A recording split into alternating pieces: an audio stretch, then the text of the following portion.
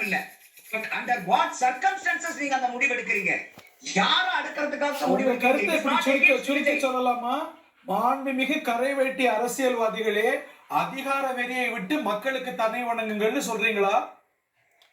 Absolutely. ஏன்னா இப்ப இன்னைக்கு இருக்கிறது வந்து பாத்தீங்கன்னா நீங்க சொல்ல மாட்டீங்களா? 19 வயசுக்கு கீழே இருக்கிறதுல 41% வாக்காளர்கள் இருக்காங்க. இப்ப இன்னைக்கு வந்து பழைய காலத்துல இருந்த மாதிரி நம்மளுடைய டெமோகிராபி கிடையாது. இன்னைக்கு பாருங்க, இப்ப இந்த 2 நாள் 3 நாளா நமக்கு தெரிஞ்ச வீட்டுல எல்லாமே பெண்கள் முதல் கொண்டு சின்ன வயசு பசங்க முதல் கொண்டு அரசியலை பத்தி கொஞ்சம் கூட கவனிக்காதவங்க பூரா இது என்ன நடக்குது ஏது நடக்குதுன்னு பாத்துக்கிறாங்க. நம்ம கிட்ட போன் பண்ணி கேட்கறாங்க என்னதான் சார் நடக்குது. இதெல்லாம் நடந்ததே கிடையாது. சரி சார் ஓட்டு போட்டாச்சு சார், யாரும் வந்துருச்சு, ராம ஆண்டா என்ன ராவண ஆண்டா என்ன சார், ஓட்டு போறதால வேலை முடிஞ்சிருச்சுன்னு போயிடுவாங்க. ஆனா இந்த 2 நாளா இன்னைக்கு தமிழகத்துல நடக்கக்கூடிய இந்த காட்சி மாற்றங்களை இன்னைக்கு இளைஞர்களும் குறிப்பா ஒவ்வொரு வீட்டில் இருக்க மகளிர் ரொம்ப உன்னிப்பா இளைஞர்களும் மகளிரும் கவனிச்சிட்டு இருக்காங்க. அவங்க எல்லாம் உங்களை பத்தி என்ன எடை போடுவாங்கன்னு கொஞ்ச நாச்சுக்கு வந்து ஒரு பொதுமக்களுடைய பயம் வேணுமா இல்லையா? ஒரு அரசியல்வாதிகளுக்கு ரூலர்ஷிப் உங்களுக்கு கொடுக்க போறாங்களே, நீங்க கம்ப்ளீட் பண்ணீங்கன்னா கூட 5 வருஷம் தான் சார். அது எப்படி விஜய் வந்துட கூடாது, இன்னைக்கு விஜய் வரவே கூடாது.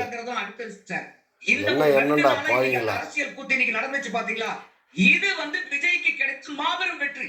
அவர் முதலமைச்சராக உட்கார்றதை விட இந்த அளவுக்கு வந்து இன்னைக்கு அதிமுக திமுக ரெண்டும் கூட்டணி போட்டு எக்ஸ்போஸ் பண்ணிட்டார். எல்லாத்தையும் எல்லாம் எதிர்த்து இருக்கக்கூடிய கட்சிகள் எல்லாம் கூட ஒண்ணு சேர்ந்து விஜய் அவர்களை எதிர்த்து இன்னைக்கு வந்து ஒரு ஆட்சி அமைக்க போறாங்கன்னு சொன்னது சார். நீங்க நல்லா சொல்லுங்க, இதை விட விஜய்க்கு என்ன சார் ஒரு வாழ்நாள் வெற்றி வேணும்?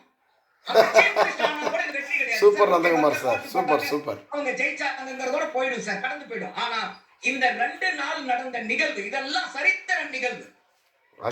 ஜனநாயக படுகொலை. எம்ஜிஆர் அவர்கள் ஆட்சிக்கு வந்ததுக்கு அப்புறம் கூட திமுக அதிமுக வந்து ஒண்ணுபடுத்தலாங்கிற ஒரு முயற்சி நடந்த போது கூட அது கைதவறி போச்சு.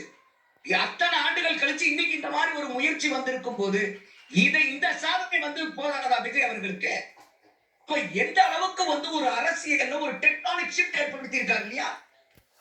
எக்ஸ்போஸ் பண்ணிருக்காரு சார். இன்னைக்கு கட்சிகளை கடந்து சார், கொள்கைகளை கடந்து இப்ப எந்த அளவுக்கு அரசியல் கட்சிகளுக்கு கொள்கை கோட்பாடுகள்லாம் முக்கியம் இல்ல, வெறும் பதவி மட்டும்தான். ஆனா இந்த கட்சி அந்த கட்சியும் குறிப்பிட்டு சொல்லல, எல்லா கட்சிகளுமே இந்த முதல்வர் படத்துல அர்ஜுன் சொன்னாலே ஹே எவ்ரிபடி, அந்த வார்த்தை நந்தகுமார் சார் சொல்றது 100% உண்மை.